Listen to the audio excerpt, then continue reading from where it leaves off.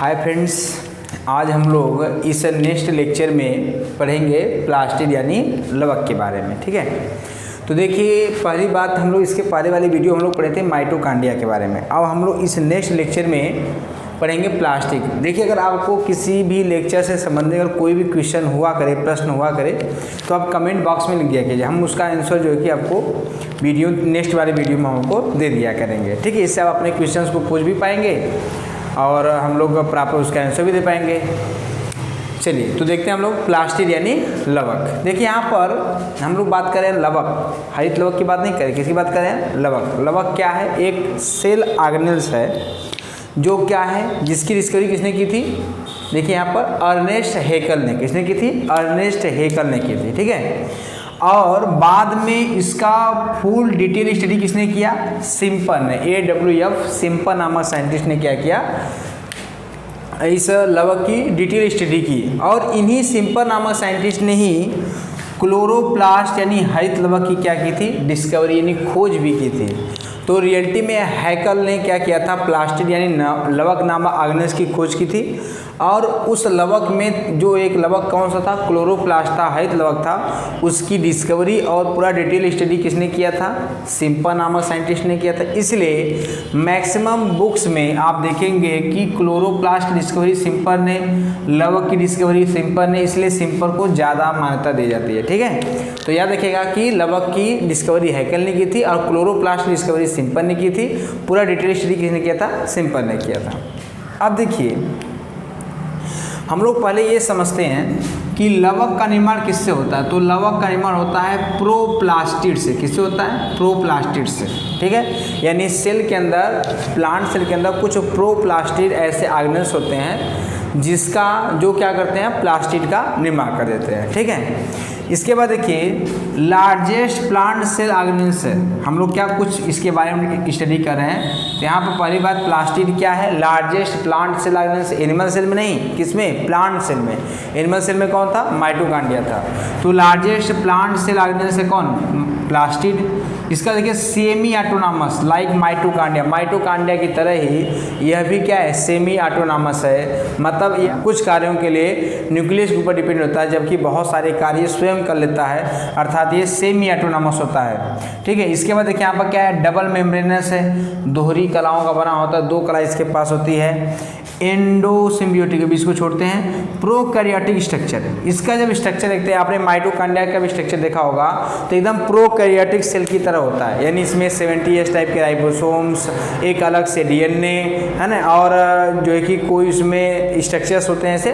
तो इसलिए इसको हम लोग क्या कहते हैं? प्रोकैरियोटिक स्ट्रक्चर कहते हैं। ठीक है, किचन ऑफ सेल, प्लास्टिक को क्या कहते हैं? Kitchen of cell. क्यों कहते हैं? क्योंकि प्लांट में फूड मटेरियल को बनाने का काम करता है, इसलिए इसको हम लोग क्या कहते हैं? किचन ऑफ सेल कहते हैं। Storage of food, some plastid, कुछ प्लास्टिड होते हैं जो फूड को क्या करते हैं? स्टोर करने का भी काम करते हैं, इसलिए इसको कहते हैं स्टोरेज ऑफ फूड। एक पॉइंट हमने छोड़ा यहाँ पर, क्या? एंडोसिम्बियोटिक। एंडोसिम्बियोटिक मतलब क्या होता है? इसे हिंदी में कहते हैं अंतः सहजीवी। क्या कहते हैं? अंतः सहजीवी, यानी किसी के अंदर जाकर सहजीवन यापन करना कहलाता है अंतः सहजीवी। हमने बताया कि जो माइटोकांड्रिया और प्लास्टिड है, दोनों का स्ट्रक्चर कैसा होता है? प्रोकैरियोटिक सेल की तरह है। तो ऐसा माना जाता है कि जब यूकैरियोटिक सेल का डेवलपमेंट हो रहा था, जब यूकैरियोटिक सेल्स बन रहे थे, उस समय क्या हो रहा था कि सम प्रोकैरियोटिक सेल्स, कुछ प्रोकैरियोटिक कोशिकाएं थी जो यूकैरियोटिक कोशिका के अंदर चली गई और वहां पर मिल करके जीवन यापन करने लगी। इसे कहा गया एंडोसिम्बियोटिक यानी अंतः सहजीवन। क्या कहा गया? अंतः सहजीवन। तो याद रखिएगा कि माइटोकांड्रिया, क्लोरोप्लास्ट दोनों को माना जाता है, वो दोनों क्या है? एंडोसिम्बियोटिक होते हैं, मतलब ये अंतः सहजीवन प्रदर्शित करते हैं। चलिए अब देखते हैं प्लास्टिड कि प्लास्टिड कितने प्रकार के होते हैं। तो हम लोग यहाँ पर क्या पढ़ने जा रहे हैं? Types of plastid. तो टाइप्स ऑफ प्लास्टिड देखिए, यानी लवक कितने प्रकार के होते हैं? तो लवक मेनली 3 टाइप्स के होते हैं। पहला लवक होता है अवर्णी लवक, या इसे इंग्लिश में कहते हैं ल्यूकोप्लास्ट। ऐसा लवक जिसमें कोई कलर नहीं होता है, जिसका कोई रंग नहीं होता है या पौधों में कोई कलर नहीं रहता है, उसे हम लोग कहते हैं अवर्णी लवक यानी ल्यूकोप्लास्ट। इसका काम क्या होता है? स्टोरेज ऑफ फूड, भोज्य पदार्थों का क्या करना? संग्रह करना। जैसे देखिए ऐसा ल्यूकोप्लास्ट जो स्टार्च को या कार्बोहाइड्रेट को संग्रह करता है उसे हम लोग कहते हैं एमाइलोप्लास्ट। क्या कहते हैं? एमाइलोप्लास्ट। दूसरा है फैट, जो फैट या लिपिड का स्टोरेज करे उसे कहा जाएगा इलायोप्लास्ट। तीसरा है जो प्रोटीन को स्टोर करेगा उसे हम लोग कहेंगे एल्यूरोप्लास्ट। जैसे हम आपसे कहें कि टोमेटो जो आपका पोटैटो होता है, आलू होता है, राइस होता है ना, व्हीट होता है, ये किसके फॉर्म में फूड को स्टोर करते हैं? सब के सब स्टार्च होते हैं यानी एमाइलोप्लास्ट। हम आपसे कहेंगे सरसों के जो सीड होते हैं, ऑयल प्रोड्यूसिंग सीड, उनके रूप में कौन से प्लास्टिड होंगे? तो इलायोप्लास्ट। अगर हम आपसे कहें कि जो मेज होता है, मक्का या जो आपके दालें होती हैं, उनमें कौन सा प्लास्ट होता है, मतलब अवर्णी लवक होता है, तो एल्यूरोप्लास्ट होते हैं। क्लियर? तो ये हो गए आपका अवर्णी लवक। दूसरा है देखिए यहाँ पर वर्णी लवक। क्या है? वर्णी लवक। अवर्णी लवक जो कोई कलर नहीं देगा, क्या करेगा? फूड को स्टोर करेगा। वर्णी लवक इसे इंग्लिश में कहते हैं क्रोमोप्लास्ट। क्या कहते हैं? क्रोमोप्लास्ट। ऐसा प्लास्टिड जो ऑल कलर्स गिव्स यानी सभी कलर को देता है, सिर्फ किस कलर को छोड़कर? हरे कलर को छोड़कर, उसे हम लोग कहते हैं अवर्णी लवक। जैसे हम कहते हैं सफ़ेद कलर, लाल कलर, पीला कलर, जो भी कलर हैं, all colours given by the chromoplast except green. सभी कलर कौन देता है? क्रोमोप्लास्ट देता है। किसको छोड़कर? ग्रीन कलर को छोड़कर। अगला है आपका हरित लवक। हरित लवक देखिए क्या है? हरित लवक ऐसा लवक होता है जो पौधों में कैसा कलर देता है? हरा कलर देता है। क्या देता है? हरा कलर देता है। और यह हरा कलर क्यों देता है? क्योंकि इसके पास क्या होता है? पिगमेंट होता है। उस पिगमेंट का नाम क्या होता है? क्लोरोफिल। क्या नाम होता है? क्लोरोफिल नाम होता है। इसलिए यह क्लोरोफिल कैसा कलर देता है? हरा कलर। इसलिए इस लवक को, इस प्लास्टिड को हम लोग कहते हैं क्लोरोप्लास्ट। इसी क्लोरोप्लास्ट की खोज किसने की थी? सिंपल ने की थी। ठीक है, आगे देखिए वर्णी लवक में जैसे हम आपसे कह दें कि टमाटर जो होता है वो कैसा होता है? रेड कलर होता है। तो रेड कलर किसकी वजह से होता है? वहाँ पर क्या होता है? लाइकोपीन। क्या होता है? लाइकोपीन की वजह से। अगर हमसे कहते हैं रेड चिली, जो लाल मिर्च होती है, तो मिर्च का लाल कलर किसकी वजह से होता है? कैथेप्सिन। किसकी वजह से होता है? कैथेप्सिन।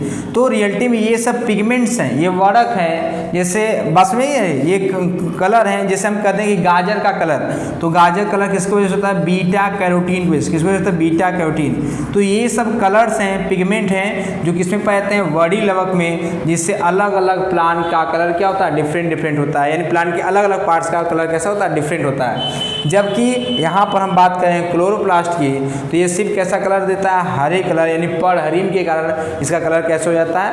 हरा कलर हो जाता है। ठीक है, यहाँ पर क्लियर हुआ? तो आपको ये समझ में आ गया होगा कि यहाँ पर प्लास्टिड क्या है या प्लास्टिड का स्ट्रक्चर क्या होता है। अब क्लियर? अब हम लोग पढ़ेंगे देखिए यहाँ पर क्लोरोप्लास्ट यानी हरित लवक के बारे में। किसके बारे में पढ़ेंगे?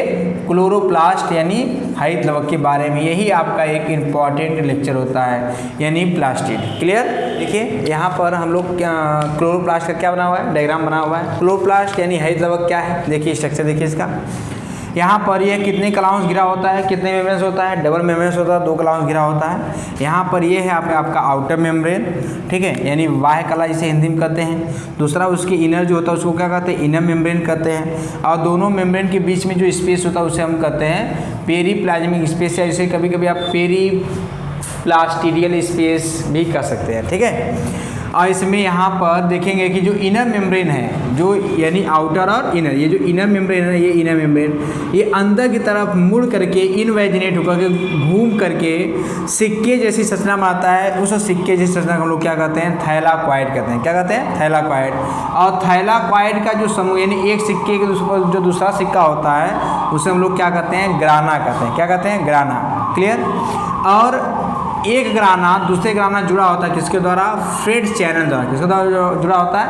फ्रेड चैनल द्वारा क्या होता है? जुड़ा होता है। और इसमें जो गाढ़ा पदार्थ भरा होता है उसे कहते हैं स्टोमा। 2 से 4 कापी क्या पाता है? डीएनए। राइबोसोम पाता है कैसा? 70 इस प्रकार का। ठीक है, फिर से एक बात समझ लेते हैं स्ट्रक्चर। कितने मेम्ब्रेन होते हैं? 2, आउटर एंड इनर मेम्ब्रेन। दोनों के बीच में स्पेस क्या कहलाता है? Periplasmic space. इनर मेम्ब्रेन घूम करके क्या होता है, सिक्के जैसी संरचना, उसे हम क्या कहते हैं, थैलाकॉइड। थैलाकॉइड के समूह को क्या कहते हैं, ग्राना। एक ग्राना दूसरे ग्राना से जुड़ा होता है फ्रेट चैनल द्वारा। गाढ़ा तलदब पदार्थ उसको क्या कहते हैं, स्टोमा कहते हैं। राइबोसोम होता है 27 प्रकार का, 2 से 4 कापी क्या पाता है, डीएनए पाया जाता है। ये क्या है, एक प्रॉपर हरित लवक का क्या है, स्ट्रक्चर है। अब थोड़ा सा इसको जूम आउट करके देखते हैं। देखिए यहाँ पर ये बना हुआ है एक थैलाकॉइड, यहाँ पर एक थैलाकॉइड बना हुआ है। अब इस थैलाकॉइड के समूह को हम लोग क्या कर रहे हैं, यहाँ पर ग्राना कर रहे हैं, ठीक है। थैलाकॉइड कैसा है, थैलाकॉइड एक सिक्का जैसा, या हम आपसे और कहें डिटेल में कि और कैसा है, तो समझिए जो पूड़ी होती है ना, जो हम लोग ब्याहों में, शादियों में या किसी प्रोजन में पूड़ी जो खाते हैं, शादी पूड़ी, समझिए एकदम फुली हुई पूड़ी क्या है, आपका थैलाकॉइड है। थैलाकॉइड कितनी मेम्ब्रेन का बना होता है, सिंगल मेम्ब्रेन, यानी यूनी मेम्ब्रेनस होता है। इसके पास बस एक सिंगल मेम्ब्रेन होता है थैलाकॉइड के पास, एकदम पूड़ी जैसा। जैसे पूड़ी में बस एक मेम्ब्रेन होता है, उसको ऐसे पिच करते हैं, हवा क्या होती है, बाहर निकल जाती है, बस सेम टाइप में, ठीक है। यहाँ पे ये क्या थैलाकॉइड है।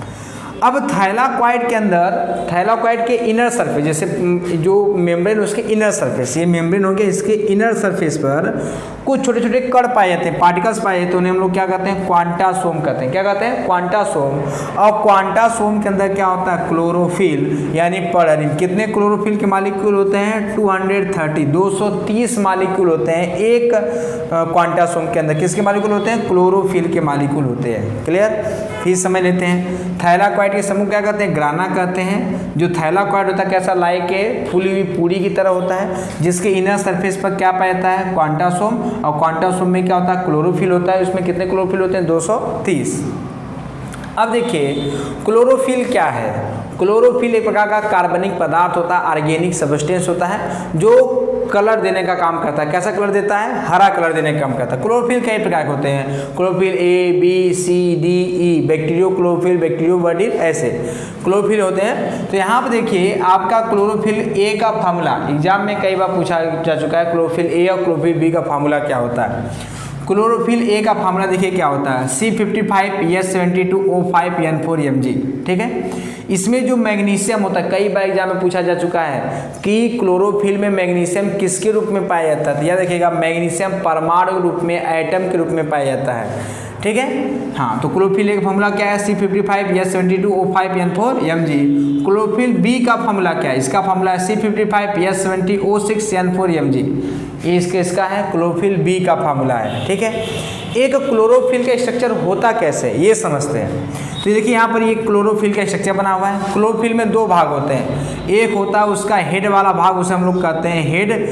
ये किसका बना होता है, पोर फायरिंग रिंग का। किसका बना होता है, पोर फायरिंग रिंग का। पोर फायरिंग रिंग कैसा होता है, इस तरीके से। यहाँ पर हेड वाले पार्ट में एक होता है पोर फायरिंग रिंग, ऐसा, ठीक है। ये जो चारों के चारों हैं आपस में कनेक्ट होते हैं, इसी रिंग को हम लोग कहते हैं पोर फायरिंग रिंग। और इसी पोर फायरिंग रिंग के सेंटर में होता है मैग्नीशियम एटम। क्या होता है, मैग्नीशियम एटम होता है, ठीक है। कितने नाइट्रोजन हो गए, 4 हो गए, नहीं हो गए, 1 2 3 4, 4 नाइट्रोजन है, N4। मैग्नीशियम कितना है, 1 है, ठीक है। अच्छा, ये क्लोरोफिल का हेड वाला पार्ट होगा। इसी पार्ट को हम लोग क्या कहते हैं, पोर फायरिंग हेड कहते हैं, या इसे हम लोग कहते हैं पायरोल हेड। क्या कहते हैं, पायरोल हेड कहते हैं। दूसरा होता है, इसी से टेल निकला होता है, पूंछ होती है, टेल को हम लोग क्या कहते हैं, फाइटल टेल कहते हैं। क्या कहते हैं, फाइटल टेल। और यह फाइटल टेल कितने कार्बन का बना होता है, 20 कार्बन का। कितने कार्बन होता है, 20 कार्बन। क्वेश्चन पूछा गया है कि इस टेल की लंबाई कितनी होती है। याद रखिएगा, 20 एंगस्ट्रॉम। कितनी होती है, 20 एंगस्ट्रॉम होती है इस टेल की लंबाई। इस हेड की लंबाई और चौड़ाई कितनी होती है, इसकी लंबाई और चौड़ाई होती है 15 एंगस्ट्रॉम। कितनी होती है, 15 एंगस्ट्रॉम। यानी लंबाई और चौड़ाई दोनों क्या होती है, सेम होती है। हेड की लंबाई चौड़ाई कितनी है, 15 एंगस्ट्रॉम। हेड को क्या कहते हैं, पोर फायरिंग हेड कहते हैं। टेल को क्या कहते हैं, फाइटल टेल कहते हैं। कितने कार्बन बना होता है, 20 कार्बन का। कितनी लंबाई होती है, 20 एंगस्ट्रॉम की लंबाई होती है। फाइटल टेल एंड हेड दोनों आपस में जुड़े होते हैं किस बांड द्वारा, तो प्रोपियोनिक एसिड एस्टर बंध द्वारा। किसके द्वारा, प्रोपियोनिक एसिड एस्टर बांड द्वारा। ये दोनों आपस में क्या होते हैं, जुड़े होते हैं। और देखिए क्लोरोफिल का काम क्या है, क्लोरोफिल का काम होता है प्रकाश को अवशोषित करना, एब्जॉर्ब करना।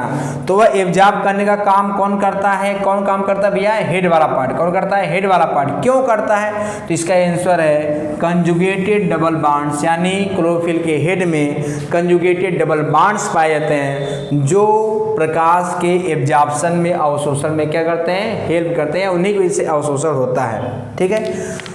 क्लोरोफिल ए जो होता है यह सभी प्रकाश संश्लेषण करने वाले पौधों में पाया जाता है, चाहे वह छोटे एल्गी हो और चाहे वह कह सकते हैं कि बड़े बड़े जो भी प्लांट्स हैं, ट्री हैं, सब में क्लोरोफिल ए पाया जाता है। क्लोरोफिल भी अलग अलग प्लांट्स में कुछ में पाया जाता है, कुछ में नहीं पाया जाता है। ठीक है। तो ये है आपका पूरा का पूरा स्ट्रक्चर क्लोरोप्लास्ट का, क्लोरोप्लास्ट के बारे में और उस क्लोरोफिल के बारे में और किसका क्या काम है। देखिए पहली बात तो ये समझ लीजिए कि जो क्लोरोप्लास्ट होते हैं, क्रोमोप्लास्ट होते हैं, ल्यूकोप्लास्ट होते हैं, ये सब के सब आपस में क्या होते हैं, इंटरचेंजेबल होते हैं। मतलब ये एक दूसरे में परिवर्तित होते रहते हैं। ठीक है, क्या होते रहते हैं, परिवर्तित होते हैं। मतलब ये इंटरचेंजेबल होते हैं, एक दूसरे में क्या होते रहते हैं, परिवर्तित होते रहते हैं। तो याद रखिएगा कि प्रोप्लास्टिड जो होता है ना, वो एक बार क्या करता है, किसी का भी निर्माण कर सकता है। जैसे क्लोरोप्लास्ट निर्माण सकता है, क्रोमोप्लास्ट निर्माण कर सकता है, ल्यूकोप्लास्ट निर्माण कर सकता है, लेकिन बाद में आपस में इंटरचेंजेबल होते हैं, ये चेंज हो सकते हैं। जैसे समझिए एग्जाम्पल, हम आपसे कहें क्लोरोप्लास्ट किस में चेंज हो जाएगा, क्रोमोप्लास्ट में। कैसे चेंज होगा, आपने देखा होगा जो टमाटर होता है वो पहले कैसा होता है, हरा होता है, ग्रीन कलर का, बाद में उसमें बदल देता है रेड कलर का। ग्रीन कलर कौन देता है, क्लोरोप्लास्ट। रेड कलर कौन देता है, क्रोमोप्लास्ट। यानी क्लोरोप्लास्ट किसमें चेंज हो गया, क्रोमोप्लास्ट में। क्लियर। आपने देखा होगा कि जो आलू होता है, आलू किसका है, आलू पोटैटो है, वो किसका एग्जाम्पल है, ल्यूकोप्लास्ट का। लेकिन जब जैसे सूर्य के प्रकाश में आता है उसमें क्या हो जाता है कि क्लोरोफिल का सिंथेसिस हो जाता है और वह किस में चेंज हो जाता है, बताइए किस में चेंज हो जाएगा, आपका क्लोरोप्लास्ट में। ठीक है। अगर हम आपसे कहें कि बहुत सारे जो क्रोमोप्लास्ट होते हैं, ये क्रोमोप्लास्ट किस में चेंज होते हैं, क्लोरोप्लास्ट में। कैसे चेंज होते हैं, तो देखिए जैसे आप देखें, आपने देखा होगा कि जब कोई नई पत्ती निकलती पौधों में, उसका कलर क्या होता है, अलग अलग। साफ क्लियर आपको इसमें दिखता है आम के पौधे में। आम में क्या होता है, पत्ती रंग बिरंगी होती है, लेकिन कुछ दिन बाद में उसमें कैसे हो जाती है, हरी हो जाती है। यानी क्रोमोप्लास्ट किसमें चेंज हो गया, क्लोरोप्लास्ट में। क्लियर। तो ये कुछ एग्जाम्पल्स हैं जिसके द्वारा क्या होता है, आपस में इंटरचेंजेबल होते रहते हैं, मतलब आपस में परिवर्तित होते रहते हैं। ठीक है। तो याद रखिएगा कि प्रोप्लास्टिड किसी का भी निर्माण कर सकता है और ये सब आपस में क्या होते हैं, इंटरचेंजेबल होते रहते हैं। अब आपके मन में एक क्वेश्चन ये आता होगा कि कैसे ये आपस में इंटरचेंज हो जाते हैं, क्यों चेंज हो जाते हैं। इसका बहुत ही एक सिंपल सा रीजन है, इन तीनों का जो डीएनए होता है वो कैसा होता है, सेम होता है। तो सेम डीएनए होने के कारण अलग अलग इन्वायरमेंट में, अलग अलग कंडीशन में ये आपस में क्या होते हैं, इंटरचेंज हो जाते हैं। क्लियर। यह वीडियो आपको कैसा लगा कमेंट बॉक्स में जरूर बताएं। आप लोग प्रॉपर कमेंट करिए। अगर आपको वीडियो से रिलेटेड कोई भी प्रॉब्लम है तो उसके लिए भी कमेंट करिए। और वीडियो को ज़्यादा लाइक, सब्सक्राइब, शेयर और थोड़ा सा मोटिवेट, आप ज़्यादा सब्सक्राइब, शेयर, लाइक करेंगे, हम उतना मोटिवेट होंगे, उतना हमें उत्साह मिलेगा और वीडियो को ज़्यादा से ज़्यादा हम बनाने की कोशिश करेंगे। ठीक है।